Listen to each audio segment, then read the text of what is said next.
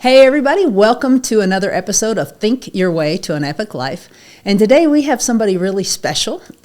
She is right in line with all of our thinking. The people who are watching this podcast are really into the same kind of things that she's into, only she is on steroids compared to most of us. She works for Harvard Business School. That's just one of the many things. She's a public speaker. She's amazing with the disc. And she's going to give us some tips today that we can actually put into action. And one of her best things is manifestation. And so she has manifested some really cool things. So we're going to dig into that. Laura, thanks for joining me today. Thank you so much, Kara, for having me. I'm so excited to be here and to talk with your listeners and share whatever I can that helps them create the professional and personal lives that they dream about. Wow, that sounds like a big, tall order, but you've done it more than once, right? Yes, I have. I mean, when we look at everything from literally where I live right now, the state in which I live in, the town I live in, to where my career is, it has all been on purpose and manifested and attracted to me over time. And so I will say, I have this belief, and I share with my clients, you can do everything. You may not be able to do it all at once, but if you're patient, you can achieve everything that you've dreamt of. And right now, I am looking out my window. I can see the ocean from where I am. I live in beautiful Newport, Rhode Island. 7 years ago, this was literally a dream I came home with from a training and said to my husband, hey, listen, I want to buy a house in Newport. And he's like, yeah, that's a great idea. We'll do it when we retire. And I was like, actually, I don't want to wait till you retire because I can work from anywhere. And within 6 months, we had our first house here. Within 2 years, we had two houses here. And then last July, once my son graduated from high school, my youngest, we moved here full time. And so this is where I get to live and work every single day of my life. And I pinch myself. Right. So how important is gratitude? Gratitude is everything. I mean, this is every morning I start my day with the 10 things that I'm most grateful for. During dinner as a family, my kids are at school now. Here's the funny thing. So during dinner every day, we say, what are the 3 things you're most grateful for today? It's something we've done for years and years. And when they were kind of like middle school, high school, they'd be like, oh, this is so stupid.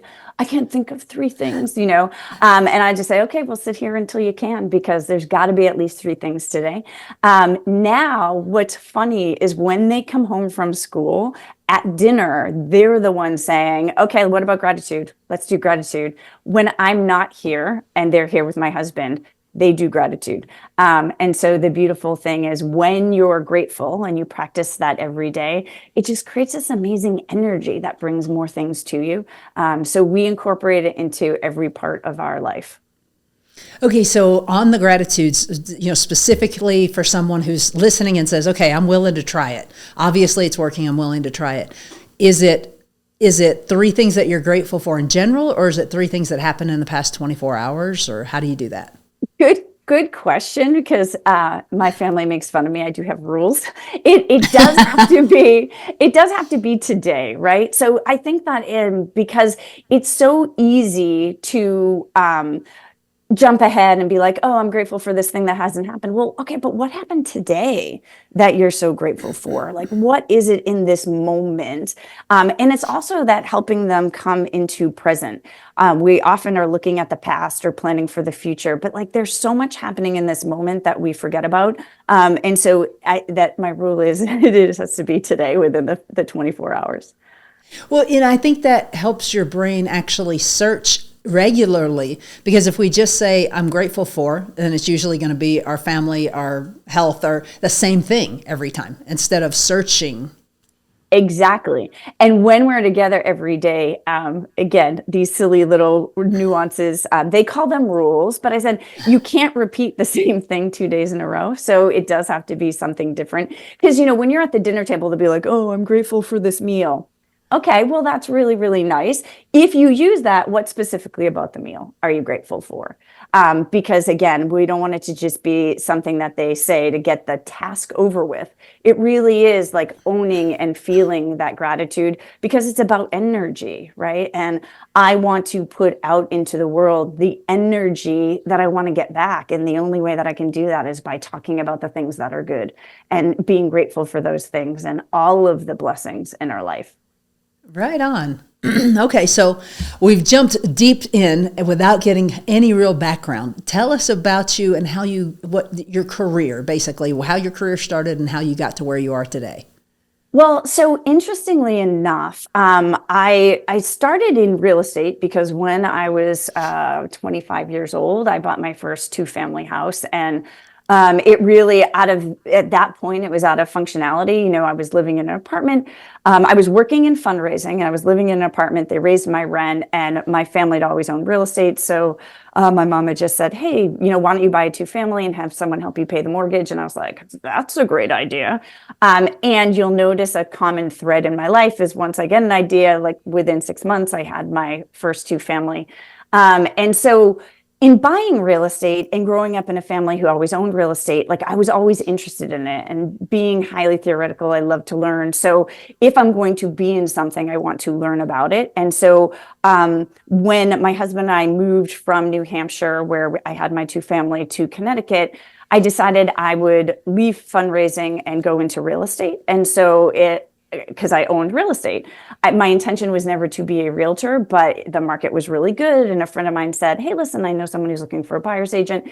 So I'd started to get into the real estate industry and I loved it. At that point, I hadn't found like where I belonged. And so someone had directed me to a franchise, Keller Williams, that at that time used the DISC assessment. So I take the assessment. The moment I took it, I was really intrigued by it.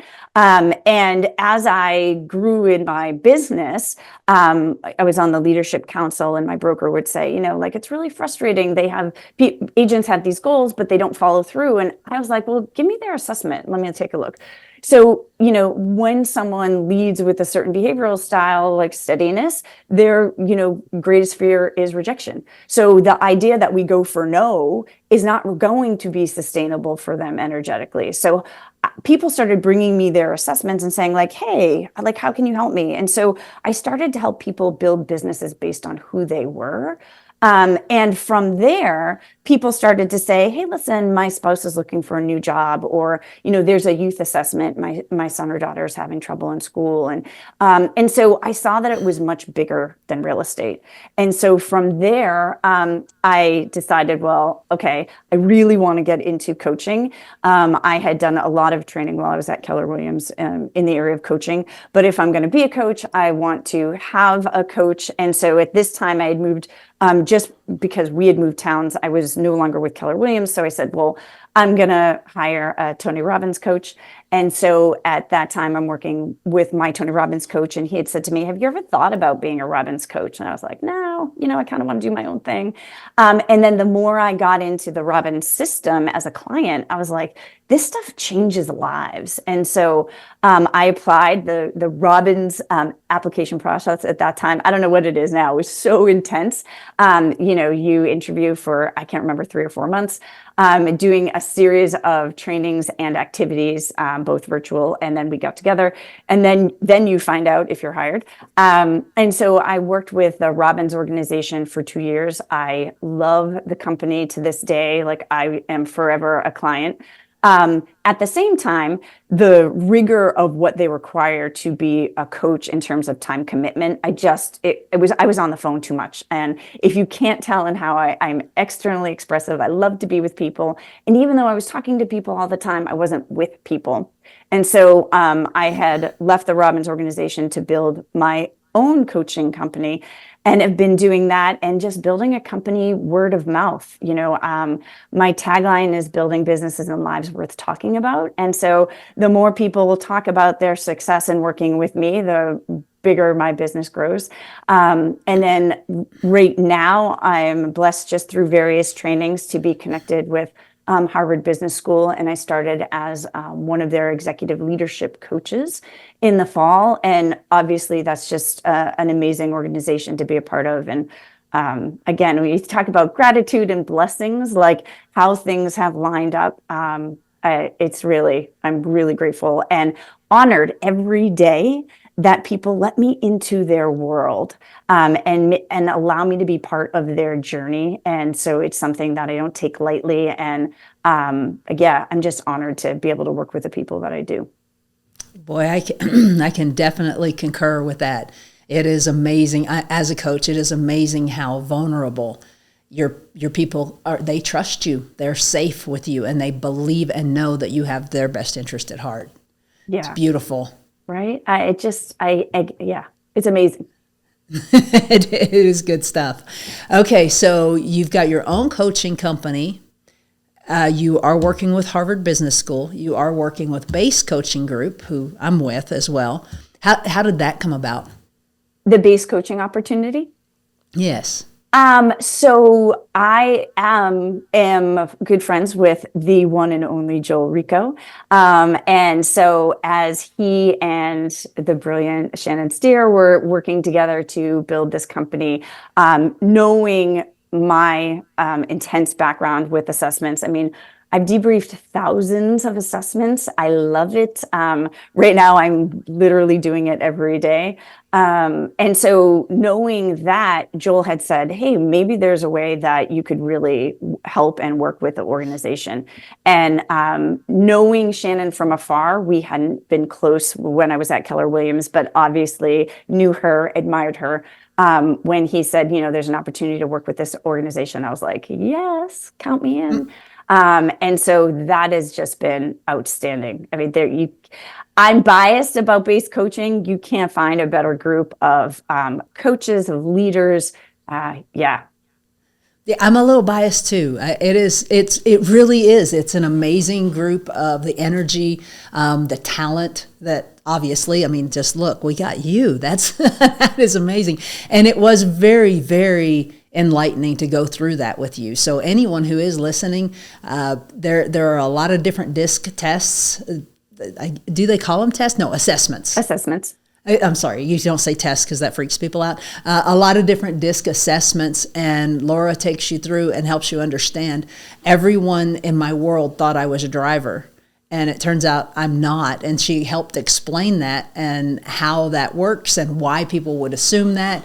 It's just it helps you a ton. So we will put all your information below. I do want to ask you, what is I can't ask you to tell me the most because then your brain just stops and you're like, well, there was this other thing. But what is one of the most shocking things that you were able to manifest? By shocking, I mean you were like, oh my gosh, this worked. Oh, let me see. Well, so the story, okay, there are so many things. So I do a vision board every year. Even part of being a part of Harvard Business School's executive leadership coaching team came through manifestation. Here's the irony. It wasn't what I thought I was asking for. It actually turned out even better than I could have dreamed. But the story that I tell people, because we have to be careful about how we manifest, is when my kids were little, I was, just starting off in real estate. I didn't fully understand manifesting, even though I kind of did it naturally, but I wasn't intentionally harnessing it. But again, we're going to talk about the power of our language. So, I'm watching, TV while I'm nursing my son, and the Rachel Ray cooking show is on, and she had said she was going to start a talk show in New York. And so I thought, oh, well, that's kind of interesting. So I go online and I look to see, what are some shows coming up, and can I get tickets for me and my mom to go, right? And then I go, oh, wait, be on the show. Let me see, what are some categories? They said they were doing a kitchen makeover. And so I was like, oh, my kitchen's horrible. I'm gonna apply for this. And so I just send in a written application, and within 2 weeks I get a call. And so I have this amazing call with this producer from their staff. And I start to say out loud, like my husband comes home and I'm like, we're going to win a Rachel Ray kitchen. And he's like, what are you talking about? I mean, I have to tell you, I've never won anything in my life before this. So I'm like, what? No, I'm telling you, we're going to win a Rachel Ray kitchen. So I wait and I don't hear anything. And then like a month later, I get the same call. And I was like, that's kind of interesting. But I pretend I don't want to mess up my chances. So I pretend like I didn't have the first call. So I go through the process again. And then I start telling other people, like, hey, listen, I think I'm going to win a Rachel Ray kitchen. And again, everyone thinks that I'm crazy. We go to the next step of the application. I've got to send in a video. So I send in my video. Then the next step of the process is you have to sign a release because we're going to be on TV. And I was like, oh, this is it. Like, I am literally going to win this. Like, I can't believe it. And I just kept saying it over and over and over. Well, in the end, and so then they say, listen, you will, if you're the one who's chosen, you'll find out a couple of weeks before sweeps weeks. We'll come out, we'll do the renovation, and then we'll air the show in March. And so like, it's getting close, like it's February. I haven't heard anything. I'm like, that's strange. And then we're getting toward the end of February. And I say to my husband, well, that's really weird that I didn't win that. I'm not even disappointed. I'm like, that's kind of strange. And he still thinks I'm a little bit crazy. So come to find out when the show airs, they used my video on the episode. And, you know, it was cool to have our kitchen on TV, even though we didn't win. And the woman who won was amazing. So I go, well, that's kind of interesting, but I really thought I was going to win that. A year later, the Rachel Ray Show calls me and says, have you renovated your kitchen? And I was like, no. And they said, listen, it's not a contest.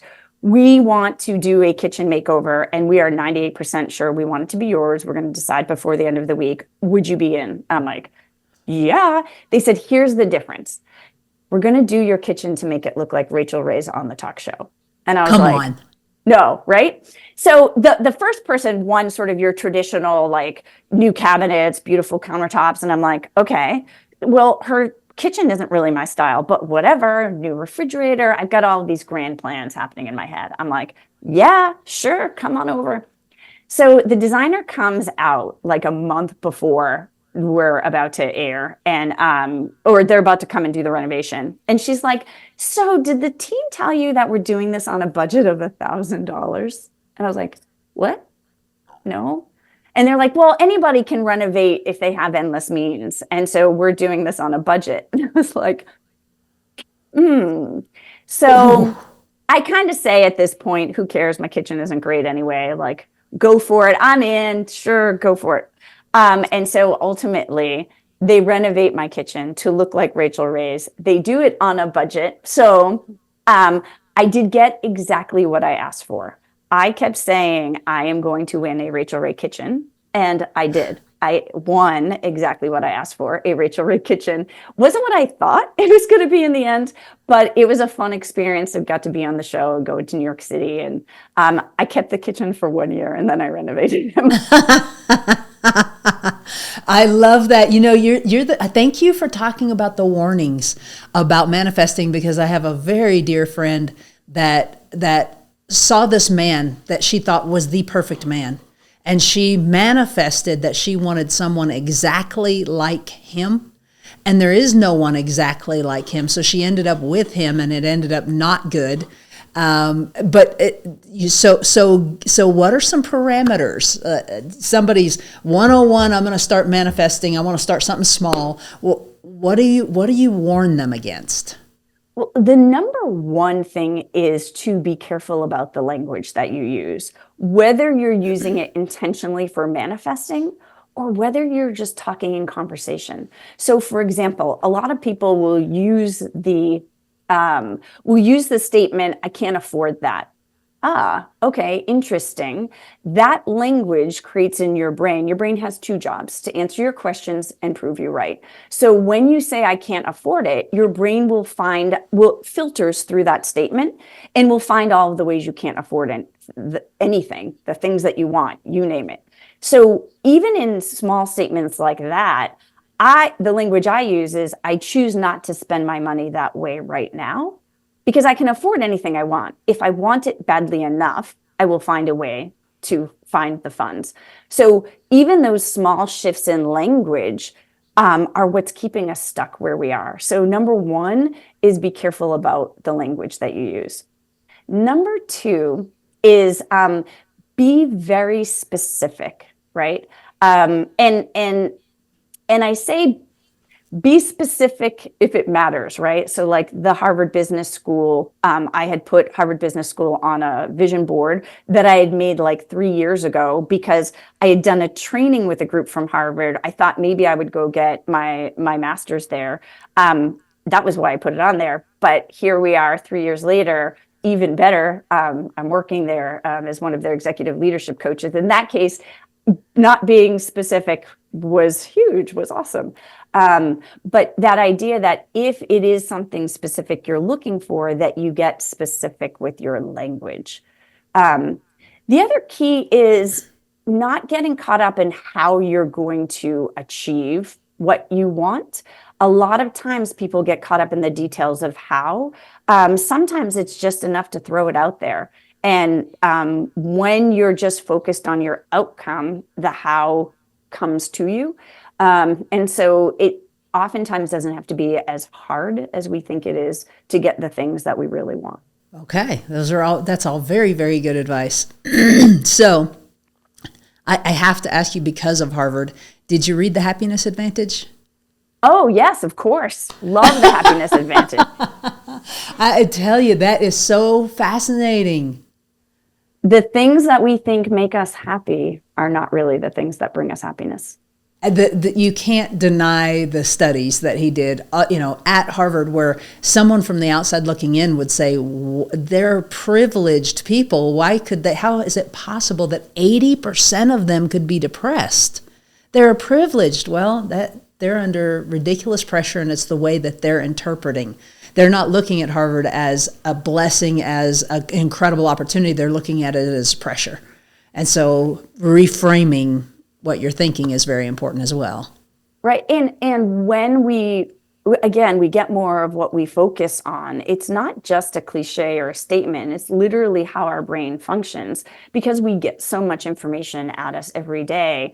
We filter on the things that we say and we believe. And so when we are saying we're under a lot of pressure, when we're saying we're really busy, when we're saying all of these things, you're getting more of that. And so that idea of creating the experience you want despite the pressure, right? So like, yes, this is a pressure-orientated school. And what is the experience you want while you're here? Because it's only through defining that you will get what you truly want. Very important to make that the definitive, this is what I want. How important is visualization and manifestation? So visualization, I think it depends on the person. So for people who are visual, it's very important. For people who are audio, it's not as important, right? For people who prefer experiential, it does depend on the person. For me, what's interesting is visual, as in pictures, work very well for me, but I have a hard time visualizing things or coming up with a visualization in my head. So I think that's the beauty of manifesting. There is no right or wrong way to do it. Like everything else, it's finding a way that's going to work best for you. So again, if you're highly visual and you have this amazing imagination, the more you can go with the tool that works best for you, the faster you're going to get what you want to manifest. So if it is visualization, go with that, because it will come to you faster. That is beautiful. I personally am incredibly relieved to hear that, because I used to be very visual, and I had some things happen, and I really can hardly visualize now. And so I felt like it was impeding my ability. And so you're saying if you're auditory, then listen to what you want. Yes. Say what you want. Yes. Okay.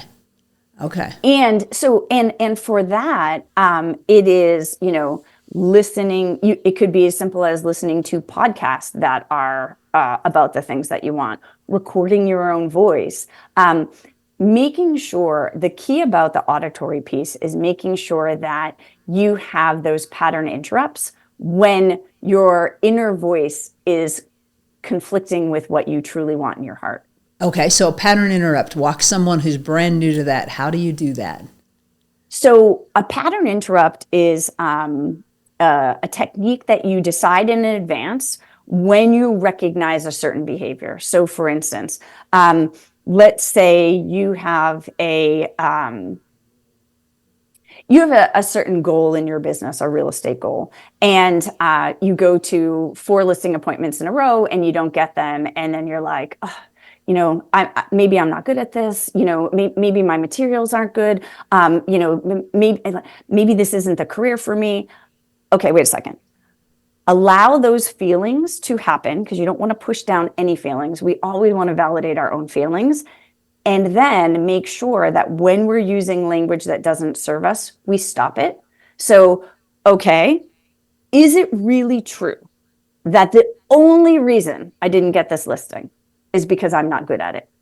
Like, that's the only reason is the only reason they did not choose me. Well, is it really true? You ask yourself, that is a powerful question. Is it 100% true? Meaning there is no other option. Because once we take out, like, there's no other option, you go, well, no, there could be other options. They had a friend in the industry. It wasn't the right time for them.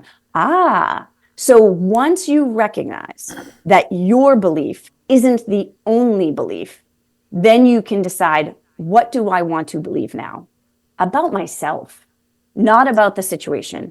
You have no control over what happens to you externally, but looking at, what do I want to believe about myself? All right, well, what I believe is that I didn't feel completely confident in that meeting. What does it take for me to feel more confident in the next meeting? Right? And so I'm always looking at, what questions can I ask myself to pull me out of the limiting beliefs that I'm repeating, and get me to where I say I really want to go. Another pattern interrupt that I've used, I don't think she wrote the book for that, is the 5-second rule. When you have a thought that's disempowering, 5, 4, 3, 2, 1, and then I'm a strong and powerful person, or whatever your affirmation or mantra could be. Absolutely. All of those. And this is another example. I love that you brought that up, because it's finding what works for you, right? So if that works for you, use it. If it doesn't, that's okay. There are a million other different ways to create a pattern interrupt for yourself. Because what often happens in coaching and when we're trying on these mindset tools is, when they don't work, we go, oh, that doesn't work for me. Nope, this doesn't work. And we give up. Well, when you're committed to your mindset, you keep going, you keep trying things on. And I use the analogy of clothes, right? So if you go to a store and you try on, you say, oh, I want a pair of jeans, and you try on one pair of jeans and they don't fit, you say, I am never wearing jeans again, because jeans are not good for me, just based on one pair. No, right. You're going to keep trying them on. And so it's keep trying on different tools and techniques until you find the one that fits for you. So one of the quotes that you put, I don't know if you put it in your book, but you put it about your book, is, being a parent is like folding a fitted sheet. No one really knows how to do it. I love that quote. That is brilliant. What gave you the audacity to write a parenting book? Oh, I'll tell you. So the reason I wrote the book was because I found that as my own kids were growing up, my approach to coaching, my approach to parenting was different, because I was a coach.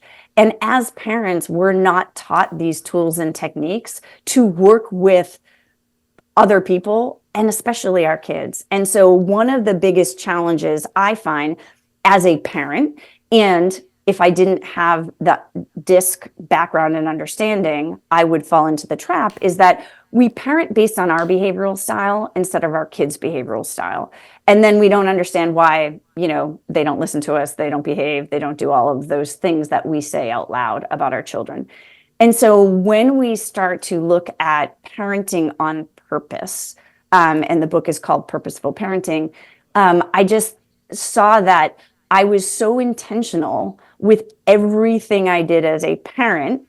Doesn't mean it was all right? Because I'm trying things on with them, and things sometimes work, and then all of a sudden they don't work. Sometimes I try it on, it doesn't work at all. But this idea that everything I did was intentional as a parent gave me confidence, because before I had kids, I was in career paths where people told me I was great. Like, oh, you work so hard, you're so great. I got to be a parent and I worked so hard. And then people told you what you did wrong. Like, I mean, a stranger in a store is no problem telling you what you're doing wrong as a parent. And I just thought, you know what? If I am intentional in how I parent, it doesn't matter what other people say because I know that what I'm doing is on purpose. I'm not saying it's going to work, but I kind of would say under my breath, let me screw up my kids in my own way, right? There is no manual on it. And so what are some tips and tools that I could share with other parents because I am a coach and because we don't get this training as parents? That is beautiful. Where can people find your book? You can find Purposeful Parenting on Amazon. Okay, outstanding. Good for you. Good for you. Look at you writing a book and being published and working with Harvard Business School and working with Base Coaching Group, and life is really beautiful. What do you do for your mindset? How do you keep so high all the time? Well, first of all, I am not high all of the time, right? Because we're all human and I have these, low moments. And